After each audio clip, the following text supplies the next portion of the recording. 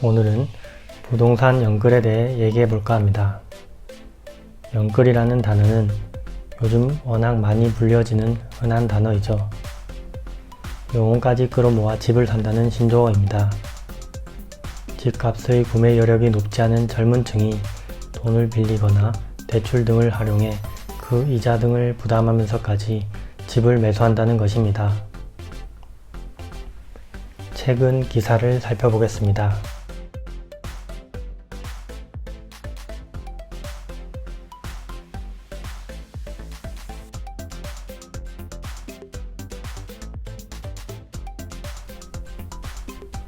민간 소비가 일시적으로 부진할 수 있지만 온라인 쇼핑 등이 활성화돼 소비 충격을 상쇄할 수 있다고 판단했습니다.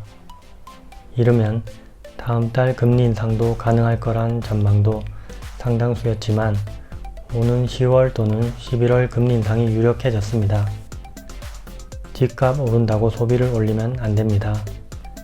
지금과 반대되는 상황은 언제든지 올 수 있기 때문입니다.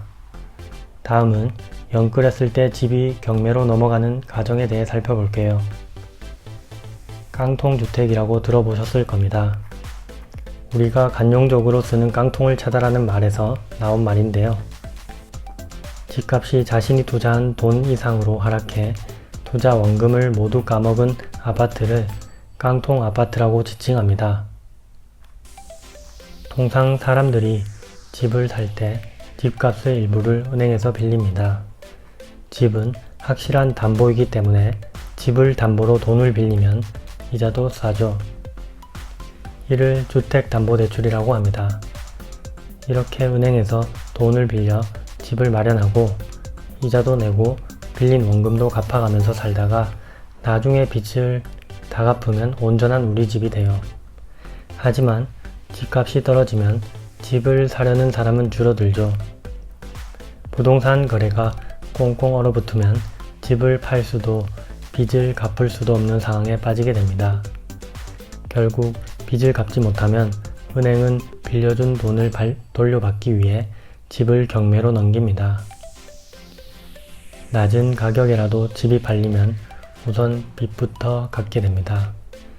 이렇게 집값이 떨어져 집을 경매 처분하고도 빚을 다 갚지 못하는 집을 깡통주택이라고 부릅니다. 이것을 방지하기 위해서는 대출 시점에 평가액이 7억이었는데 5억이 되었다면 퍼센트를 맞춰라고 은행에서 일부 상한 요청이 올 것입니다. 그때를 대비해서 저축액의 절반에서 상한액이 60%가 넘지 않도록 설정해야 합니다. 나머지 40%의 저축액을 계속 모아야 한다는 것이죠.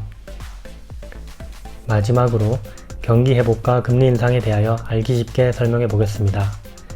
경기가 회복되면 돈이 많이 필요하게 됩니다. 돈의 수요 증가로 이어지게 되고 돈의 값어치가 올라가게 됩니다. 그렇게 되면 돈을 빌리는데 그만큼 더 큰 비용이 들게 됩니다. 그러므로 경기 회복과 금리 인상은 밀접한 관계가 있다고 봐야 할 것 같습니다. 지금까지 설명을 잘 들으셨다면 제가 하고자 하는 말을 인지하셨을 거라 생각합니다. 유익한 정보가 되셨으면 좋겠습니다. 구독과 좋아요는 큰 힘이 됩니다. 감사합니다.